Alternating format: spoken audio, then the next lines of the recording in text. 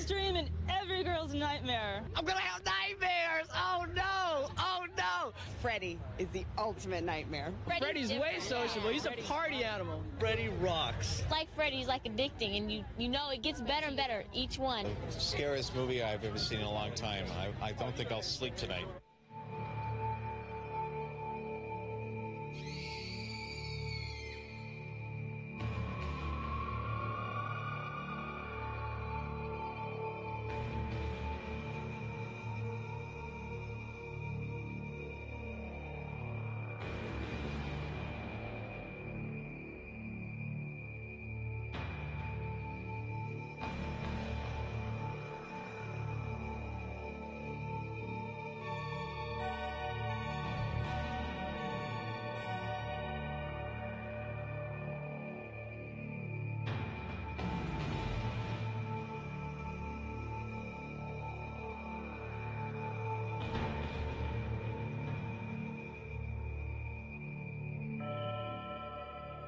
Elm Street, USA.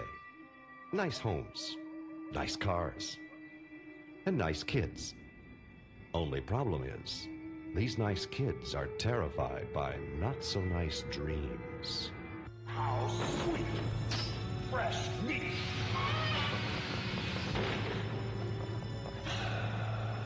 Alice, wake up and get out! Alice, I'm so sorry. It was a mistake. I pulled you in. Alice comes to Daddy. In Elm Street, the making of a nightmare, we'll take you behind the scenes of Nightmare on Elm Street 4, The Dream Master, and let you meet the man responsible for the cause of chronic insomnia of teenagers, not only on Elm Street, but around the world, Freddy Krueger. Why don't you, reach up and touch someone?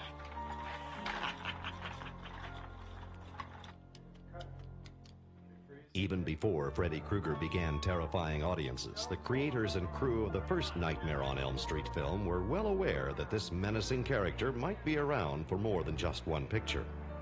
Rachel Talalay, the producer of Nightmare on Elm Street 4, has been associated with the Nightmare films from the beginning. Well, first of all, Nightmare 1 was just inherently terrifying. And I knew it was a great film when I read the script and I couldn't sleep that night. I knew it was a good film when it was scary on set when you're filming it, which is almost impossible because there are a million lights and you know what they're doing and you're looking at pieces of rubber and it's still scary. And when I saw the first cut of it, it was really scary. And when you've been there every day shooting it, you know how they did everything, and it was still scary. And it still scares me today. The man responsible for creating the character of Freddy Krueger, in addition to writing and directing the first Nightmare on Elm Street film, was Wes Craven. Craven, known for directing the cult horror classics The Hills Have Eyes and Last House on the Left, believed that creating Freddy Krueger, a man who didn't care about himself, let alone his victims, would be worth a scream or two, either awake or asleep. With Freddy, it was that you can't get around him. He can stretch out his arms forever, and there were things that he did that were quite disgusting, but it would show that he had no concern about his own well-being. The moment when he slices himself open.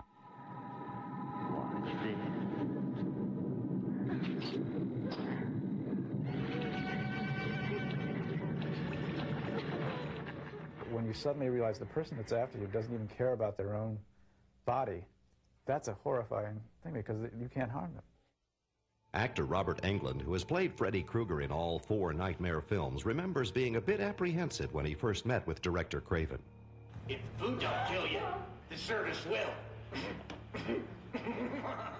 I don't know what I expected, I guess, to see Charlie Manson sitting behind a desk carving human hearts or something, and here was this erudite, attractive gentleman, you know, and when he told me sort of his dream of how this movie should be and the mix of fantasy and horror and surrealism that he wanted to imbue in the film, I was just really taken with the man as a sort of dark artist. The chemistry between Robert Englund and Wes Craven was apparent when the first Nightmare on Elm Street hit the screens in 1984 and became a box office smash that brought fear into moviegoers around the world.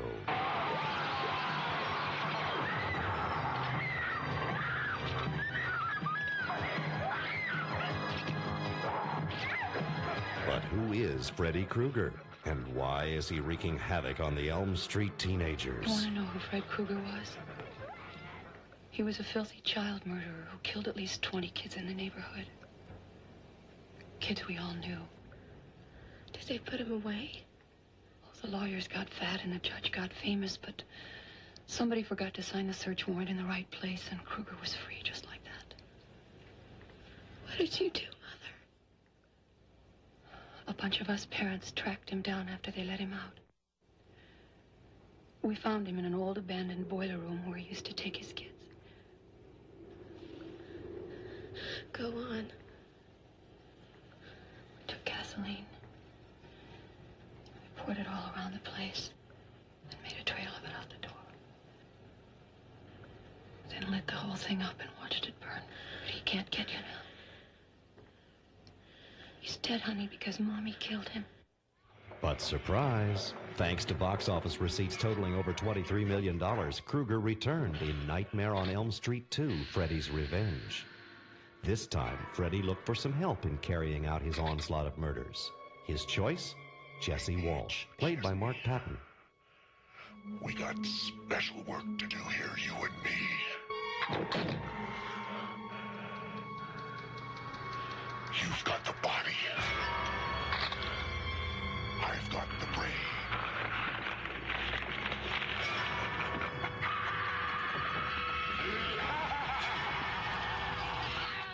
I think in part two, the main thing that attracted the fans to that was we had a real sensitive male lead.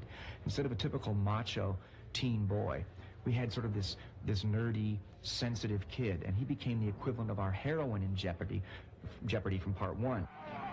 And while Freddy's plans went astray in part two, it didn't stop him from trying again in Nightmare on Elm Street Part 3, The Dream Warriors. Part 3 also marked the return of Heather Langenkamp, who played Nancy Thompson, one of the few survivors from Part 1, who understands firsthand the reason for the kids' sleepless nights. I know who's trying to kill you. Don't humor us. We're not in the mood. He wears a dirty brown hat. He's horribly burned. He has razors on his right hand. Who is he? His name is Freddy Krueger. Why is he after us? Yeah, and what did we do? You are the last of the Elm Street children. The Elm Street Kid's success in killing Freddy in Part 3 proved to be short-lived, because sometimes it's hard to keep a dead man down. And Robert Englund resurfaces once again as Freddy Krueger in A Nightmare on Elm Street 4, The Dream Master.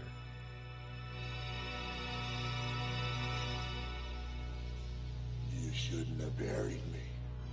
I'm not dead. The Freddy Krueger phenomenon is hard to explain. His picture can be found on albums, T-shirts, and other Freddy Krueger memorabilia. Wes Craven has his own theory as to why Freddy is so popular. You are all my children now. I think what happens, it's almost like the hostage situation, the classic situation in a hostage situation, I'm told, is that at a certain point, the person who is the hostage will flip and try to make friends with the captor. You know, that's the best way to deal with it psychically. And I think that's what kids have done with Freddy. He was so compellingly frightening that in order to contain him and deal with him, they've made friends with him. Certainly one of the reasons for Freddy's success has to be the unusual sense of humor that is wrapped into this monstrous character. This is it, Jennifer. Your big break in TV. Fuck the prime time, bitch. Wanna suck the face? No. Krueger! Well, it ain't Dr. Seuss. What you have to remember is if you let an audience laugh in a horror film, it's much easier to take them through the whole process, setting them up to scare them again. And so that's an advantage you have. The other advantage is that it's a double pun on the form. In other words, Freddy's a pop cultural phenomenon now. He's a popular culture icon. And if Freddy does a Clint Eastwood line or a Stallone line or a Pee Wee Herman line or something we've all heard on commercials or Welcome to Prime Time or something, it just reinforces that Freddy is this sort of asterisk of the culture, because he's using the culture and throwing it right back. Welcome to Wonderland, Alice. One thing that is no laughing matter is the horrifying face of Mr. Krueger. Robert Englund, minus the famous makeup, talked about the original concept of Freddy's look. When it was originally designed, David Miller, on the original design in part 1, worked on it. We wanted just half of the face destroyed by burn tissue. And then the powers to be at New Line and Wes Craven, they felt that it should be the whole face. But we wanted a melted look, and we wanted a bit of evocation of a witch. And there's an old 40s paperback book, The Shadow, Who Knows What Evil Lurks in the Heart of Men. And we based some of it on that look a little bit. The original makeup design by Dennis Miller and modified by Kevin Yeager was applied to Englund in Nightmare 4 by Howard Berger, whose toughest challenge was in trying to keep Robert still for the 3-hour process. The first thing I do is to get Robert in here and get him to sit still. That's the hardest part of the makeup. He's really wonderful to work with. He's so much fun, and he's so patient every day to have that makeup on. His head is totally covered. There's none of his real skin showing at all, anywhere. The long, tedious task of Robert's transformation into Freddy Krueger begins with the application of a latex bald cap covering Robert's hair. This is necessary because all of the pre-made foam and latex skin-like pieces must be glued to cover Robert's entire head, face, and neck. The process works like a jigsaw puzzle. To create that puzzle, Robert has to have his entire head cast in plaster, which is then used to create the various pieces. It's a rubber called foam latex, and there's 5 different chemicals that have to be mixed up in like a mix master, and we inject it into these molds. And what Kevin did is he sculpted each piece and took plaster negatives off the clay sculptures and puts foam in them, and put Robert's positive of whatever, let's say his forehead, into the negative plaster mold, and bake it at 3.5 hours at 200 degrees. And we pop them out. They're all the pieces are pre-painted, which means they're painted back at the studio, and I bring them to set every day. Howard Berger's next step is to apply the first piece of the puzzle, which is the back portion of the head and neck. Next, the ears and left side of the face is applied. Notice how even the fine details of the ear fit perfectly. And then the right side is fitted into place. Then the rest of the face is filled out with the chin piece, nose, and upper lip.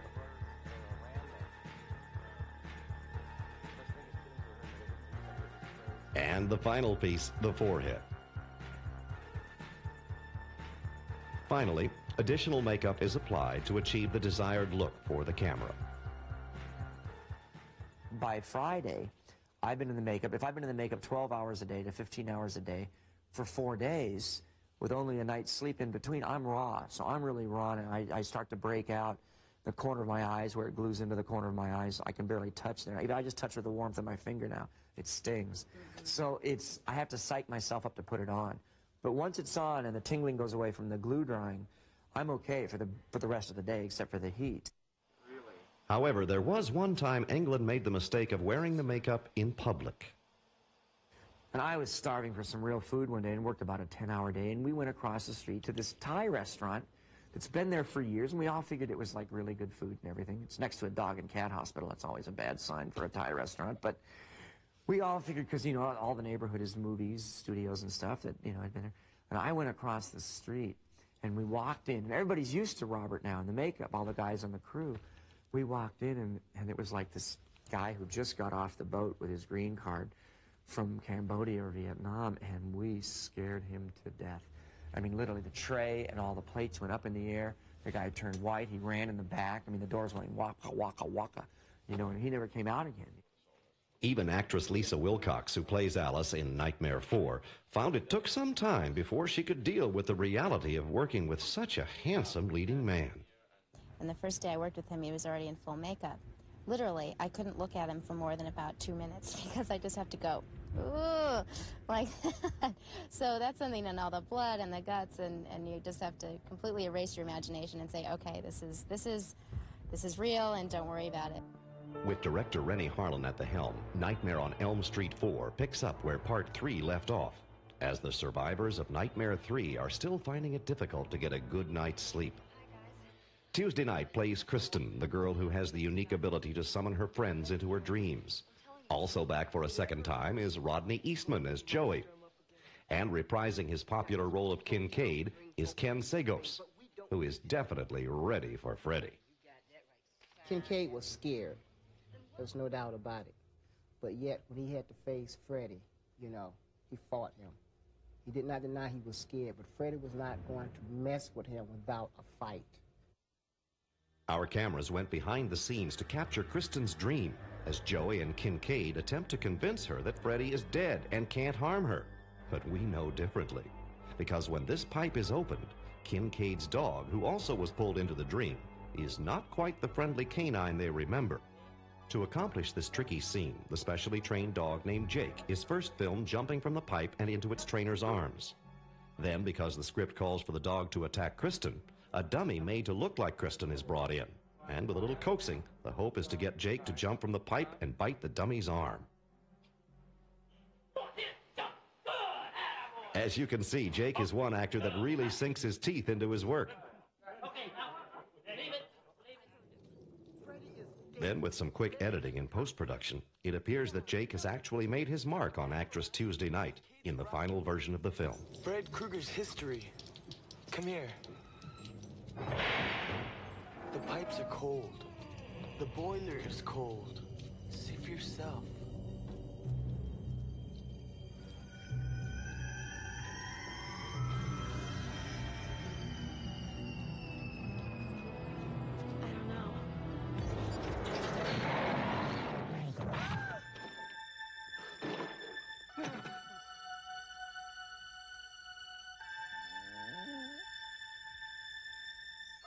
While Kristen suffers a nasty dog bite, the fate for Kincaid proves to be a lot worse when he finds himself in the middle of a junkyard. And for the film's producers, the junkyard scene proved to be a nightmare of its own. The junkyard was logistically a nightmare. You know, you've got this, you go to this junkyard and the California law is that you can only have cars three high, and suddenly we want these corridors and this maze of junk cars.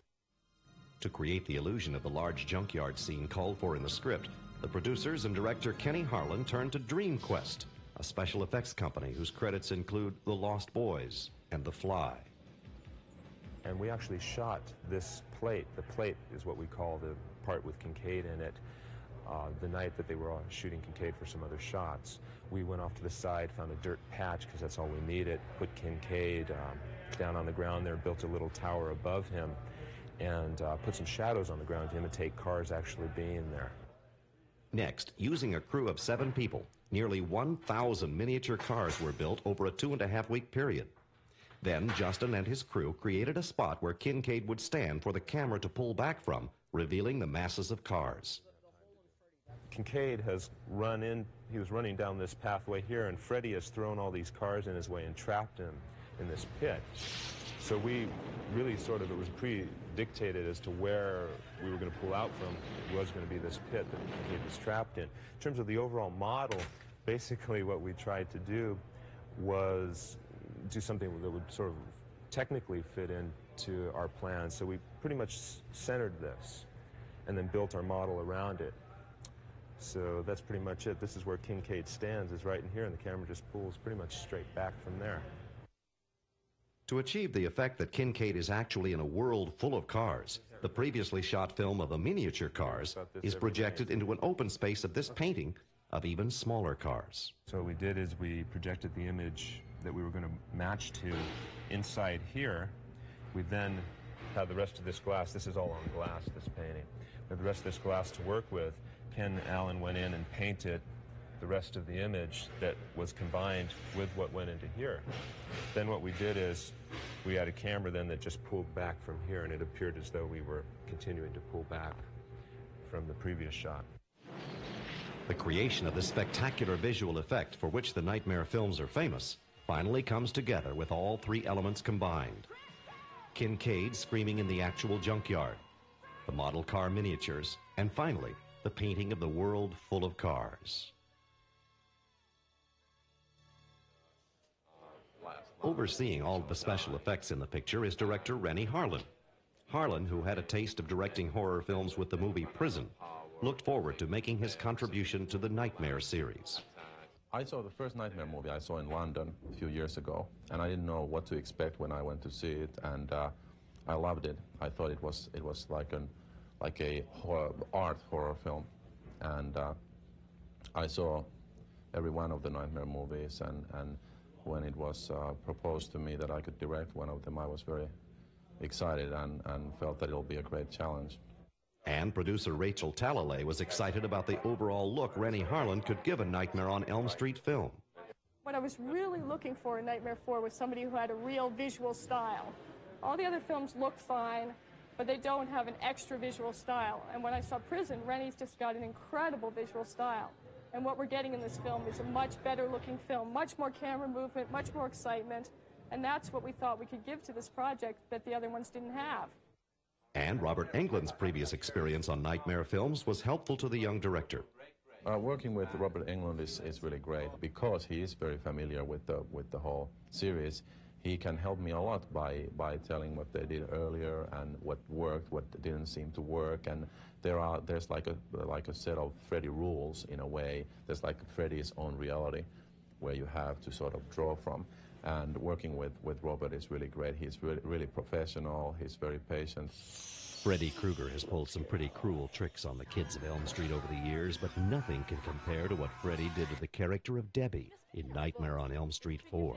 One of the most interesting sequences in this movie is maybe our cockroach sequence, where a young girl who is very into fitness and beauty and that kind of values that seem to be popular among people today turns into a cockroach. Early on, before we started to even prep this sequence, I met a lot of people from a lot of companies trying to find the ultimate guy to design this sequence. And I happened to see a sequence that Screaming Mad George had designed for another movie, and I realized that this man he's mad or he's a genius. Playing the unfortunate teenager is Brooke Thies, who looked to another human-turned-insect, Jeff Goldblum of The Fly, for some inspiration on playing an insect. First thing I did was I went and I rented The Fly, the second one, and I watched his metamorphosis of his acting. I think he did a fabulous job in that, and his progression and his movements and his walk. But as I was doing the cockroach, I found that my part was different because it was almost like he was becoming this thing, and he was a part of it. Even though in the beginning when I had the arms, I felt that Debbie really wasn't a part of it yet, and she didn't want these things on her. The man responsible for creating the transition of pretty Brooke Thies into a cockroach was Screaming Mad George, whose work can be seen in such films as Poltergeist 2 and Big Trouble in Little China. For George, the process of designing the roach transformation began with the not-so-pleasant study of the little creatures, up close and personal. So we had, we got a bunch of cockroaches in the roach motels, and we really inspecting was this close, and it was so gross. I mean, I'm not really cockroach fan, and but it was really interesting insect study. But I mean, it's the art of something, that recreating something so realistic that people get nauseated.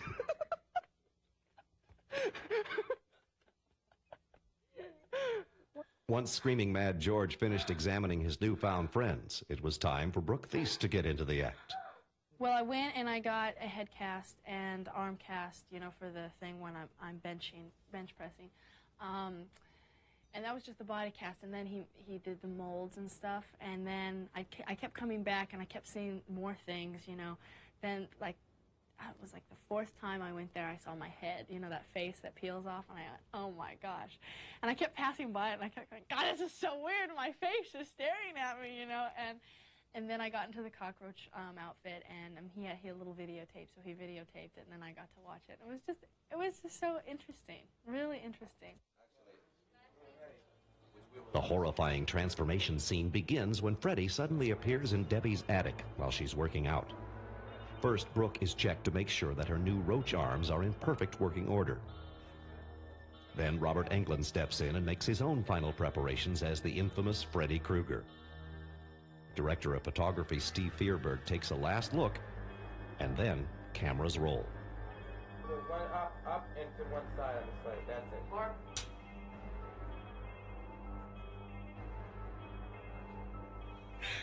Oh my God!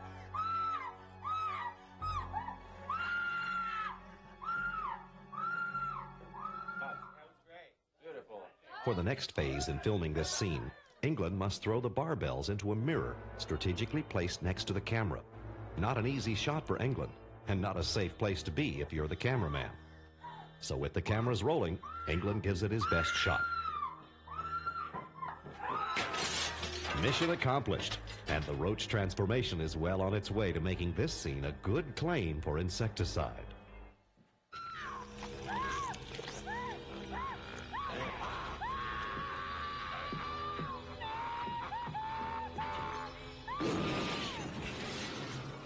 But things don't get any easier for poor young Debbie. After running from Freddy, she finds herself smack in the middle of a roach's worst nightmare, a roach motel. For this next portion of the cockroach scene, a simulated roach motel was built on a soundstage in Valencia, California, and was covered with a glue-like substance known affectionately in the business as ultra slime. And while it certainly adds a whole new dimension to the phrase sticky situation, you might be surprised to learn that you may have had a taste of the stuff sometime in your life. Think about this the next time you're munching away on your favorite jelly donut. Slime is one of the most important things in effects work, and there's a lot of different kinds of slime you can use. This is it's made from jelly donut thickener, kind of. It's a food thickener, basically. And there's some other additives to make it string like this. But it is kind of reminiscent of jelly donuts, isn't it? Now, if you have any aspirations of becoming a glamorous young movie star, you may want to think twice. After Brooke was done sticking around in the slime, the next shot to be filmed called for the young actress to drop her face into the ultra slime. Plans that apparently didn't seem to bother Brooke. I loved it. That sounds so corny. I just thought it was fun. I was laughing. It was fun, and it was gross, but I've always been a real tomboy, so it wasn't that bad, and it was fun. It kind of felt like I was playing out in the mud, making mud pies and stuff. So it wasn't bad, and it was fun. And I could breathe. It was fine if I just kind of stretched my mouth a certain way, so it wasn't bad.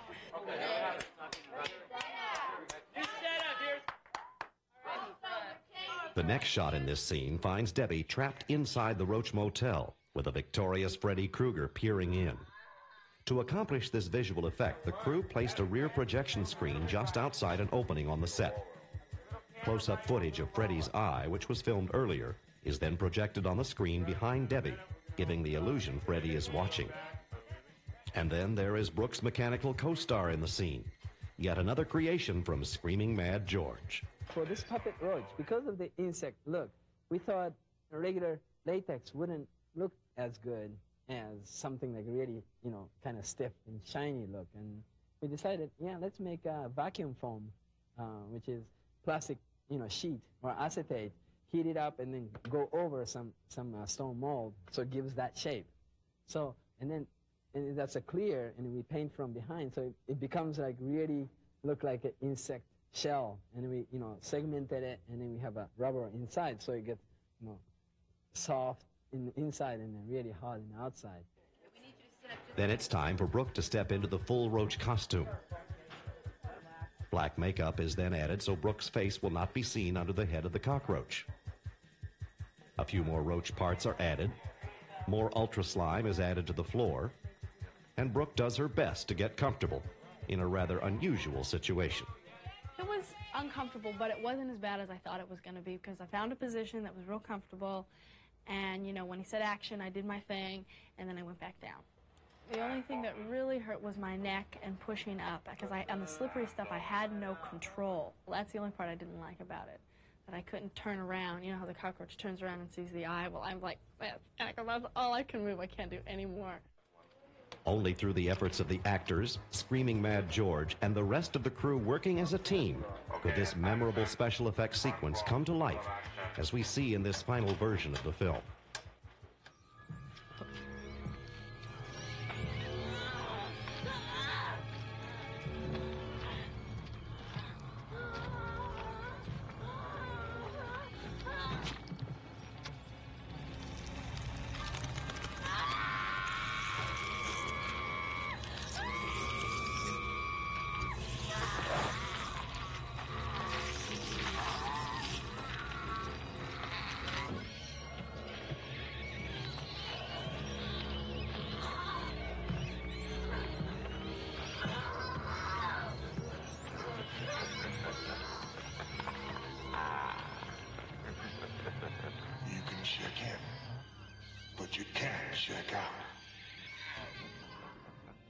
When Freddy Krueger kills, he kills with humor and style. And in Nightmare on Elm Street 4, Freddy continued this tradition in a big way. Freddy was never one for letting his victims get away. And although the character of Joey, played by Rodney Eastman, survived Freddy in Part 3, you can probably guess that his luck ran out in Part 4. In Nightmare 3, Joey was seduced by a beautiful nurse who turns into Freddy.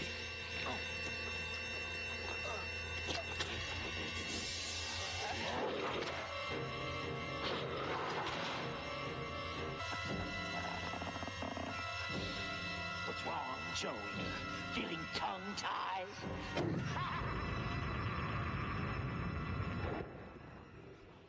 In A Nightmare on Elm Street 4, another beautiful woman seduced Joey. This time it was the poster girl of his dreams that came to life. To create the illusion that poster girl Hope Marie Carlton has turned into Freddy, a diving tank was built to allow the actors to work underwater and to create the image that they've appeared inside the mattress of Joey's waterbed. The entire bedroom set was built over a water tank. Behind Joey's headboard is the unseen portion of the water tank, which allows the actors to submerge underwater, holding their breath, and positioning themselves for the scene. Next, the scene is rehearsed for camera position with Joey, Hope, and Freddy. And then the cameras are ready to roll.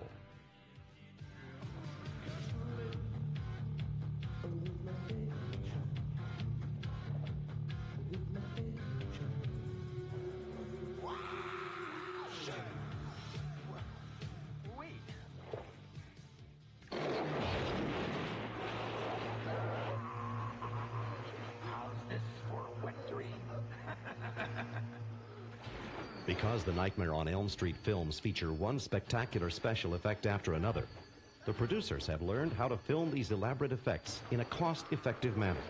Special effects are very difficult, and the key to doing this inexpensively, why we can do these films inexpensively and most people can't, is because we run units that just do the things that take 6 hours. You want to do a makeup effect and it takes 6 hours, you can't have a whole crew standing around. You take a small crew.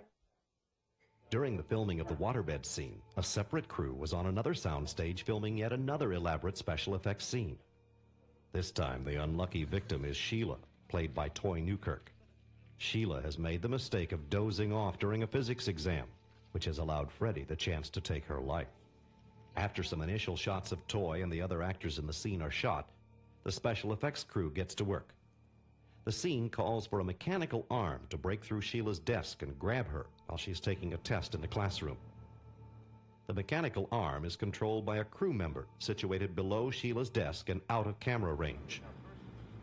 It's extremely important for both the mechanical arm operator and Toy to understand how the scene will be played out. And with the help of Justin Clarenbeck of DreamQuest, the scene is rehearsed. That's right. There you go. Now Not on the rotating side. Yeah, yeah. Okay. Now pull down.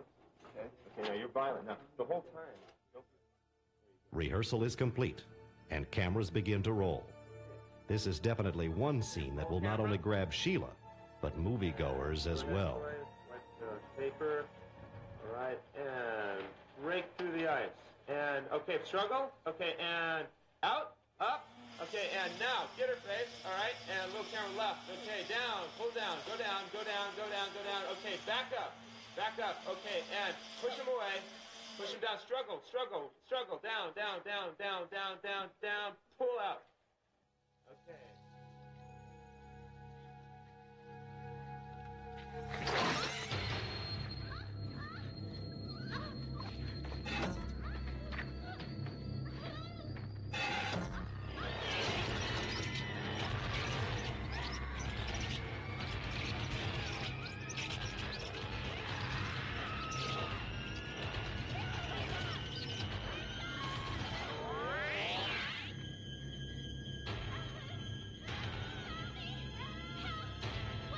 One of the challenges for all of the actors in the Nightmare on Elm Street movies is having to work with the mechanical as well as visual effects. For Lisa Wilcox, the biggest challenge in appearing in a Nightmare film was reacting to frightening objects that weren't really there. A lot of the special effects have a personality, and you have to react to that personality. Even though it's not a human being, you have to react to that thing. I mean, there's a thing with the pizzas, and these little faces, okay, and they're supposed to be my friends who died, and there's little screaming faces, and I'm going, okay, this is the yes, okay, and react to this little head that's screaming and thing. So that's hard. One thing that helped Lisa on her first feature film was director Rennie Harlan, who was always there to guide the actress through her demanding scenes. He's very aware of everything going on around him, and he reacts to it and responds appropriately. And it's really nice to see that, because there are directors, this is my first feature, but doing other projects, there are directors who don't say boo to you, you know? They just say do it, you know? But he is always coming over and saying, this scene, do you like how it works, you know, and how do you want to play? And he's always listening and wants to get your response and your contribution. For director Harlan, his toughest challenge came when trying to bring all of the special effects elements together for the final battle between Alice and Freddy. I think the most challenging sequence is our final church sequence. That's going to involve a lot of makeup effects and mechanical effects and optical effects and stunts, and it's going to take a couple of weeks to shoot, and involves 3 units and a lot of collaboration from different people, and that's very hard to coordinate, but I think that sequence is also going to be very interesting. To create the dazzling array of special effects called for in this scene, Rennie and the producers turned to Steve Johnson, whose amazing work can be seen in such films as Ghostbusters and The Howling. What it is it's the end sequence. They wanted it to be the most spectacular makeup effect sequence in this film. And they wanted to really give Freddy finally a real death. And the other ones, he's just kind of poofed away in a puff of light. And they wanted to really let all of the people that he'd killed really get a chance to get back at him and beat the hell out of him this time. So we just carefully and cleverly planned it out so that the basic trick to the thing is intercutting between an oversized prop that stood about 20 feet tall of Freddy and small-sized props. And with some strange tricks like Dutch angles and a lot of smoke and moving cameras, hopefully we'll fool the audience and they'll never know the difference between the two. Killing Freddy Krueger, as you might imagine, is no easy task. And to pull it off, Johnson had to use several carefully thought-out devices. The nature of this thing was basically that all of the souls that are left from all of the victims Freddy's ever killed throughout his life and death are getting back at him by punching their way back out of him. Not in a bloody sense, but they're stretching through the membrane of his skin in almost a magical sense that they're growing out of him. It looks as though there's arms growing out of him, heads and torsos growing out of him, and beginning to rip him apart as much as they can. To create this illusion, Robert Englund was first placed into a body rig. Freddy himself fits into it, something like this. And his arm goes through the sweater of the dummy, and that way it blends off onto his neck. You get his real head and his real arm, so he can do all the motivating. And then we can do anything we want, since this is a dummy back here, and you can see it's fairly well hollow. We have plenty of room to get as many as 12 puppeteers back here to do what we need to do. Next, Steve used one of his favorite special effects to simulate arms breaking out of Freddy's body. What this rig was for is actually one of the funnier effects we did for the film. I got a real kick out of it. The camera basically was angled, composed in such a way so that you did not see these tubes coming out of the back. The operator here was bent below so that you didn't see that he was there. It was just shot like this. So what you see is you see an arm with Freddy's sweater over this, with a hole cut in the back so this real arm can come through. It just looks like you're seeing a shot of Freddy from here. And you get all the life and motion of a real hand there, if you want to demonstrate the real hand there. Then, anyway, what we did is, from off camera, we shoved, this is maybe not going to work very well now because it's kind of old, but we shoved these arms out. And they reach for his wrist like this. There's another one down here. Move your arm a little bit, Bill. So 2 arms grow out of his bicep here in a real quick cut and lock onto his wrist. And what happens from that point is to get the audience away from the feeling they're seeing an effect, we made this thing. What this did is Robert Englund actually wore this strapped to his arm, and then we tied these to his wrist like this. So then we can get away from just a small insert shot like this and see Robert walking around and struggling with these things, and they're jointed in the proper places so that it looks like he did a really good job with it. It's basically a mime routine. So when he moved his arm up and these things were attached, it looked like they were pushing his blade arm up towards his face to make him slash his own face with his blades. But Freddy knew he was really in for a bad day when Steve's special effects struck once more. The last effect shot in the film was, last effects shot on our part, was this dummy head, where we have pretty much the full orchestration of all these things operating here.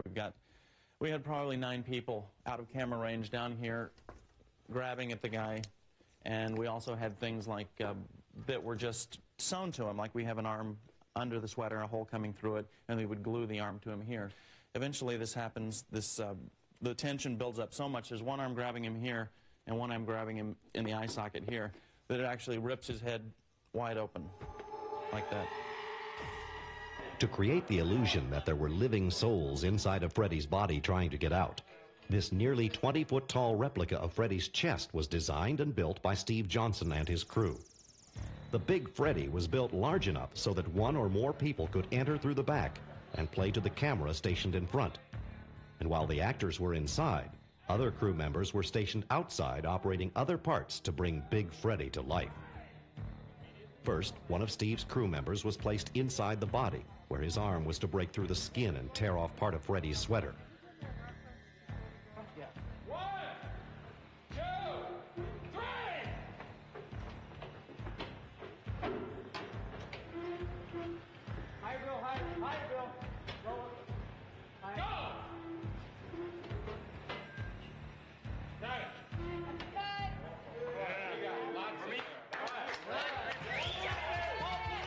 Once the hole is punched through the skin of Freddy's chest, it must be replaced many times throughout the day.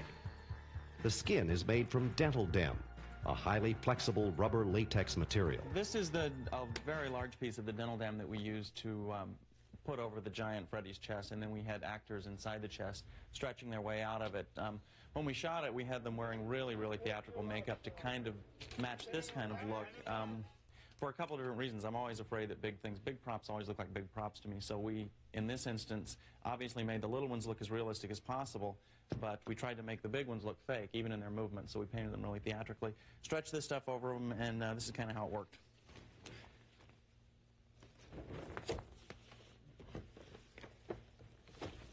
Go forward with your face real far. Suck it in your mouth.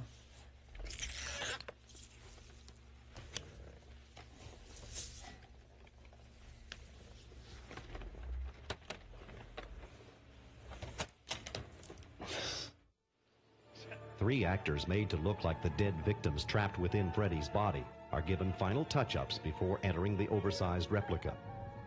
Then, with some encouraging words from the crew, it's up to the three actors to push their bodies forward against Big Freddy's chest, simulating the souls trying to escape from their killer's body.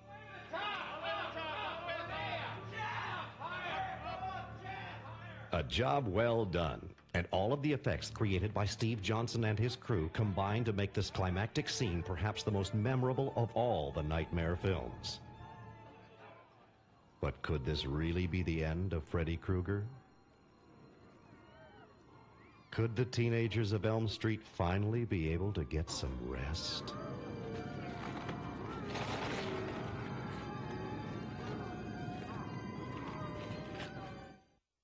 As you lay your head on your pillow tonight, remember, in the movies, no one has to die, and Freddy Krueger may be alive and well, and waiting for you in dreamland. This is Bill Barry. Good night, and pleasant dreams.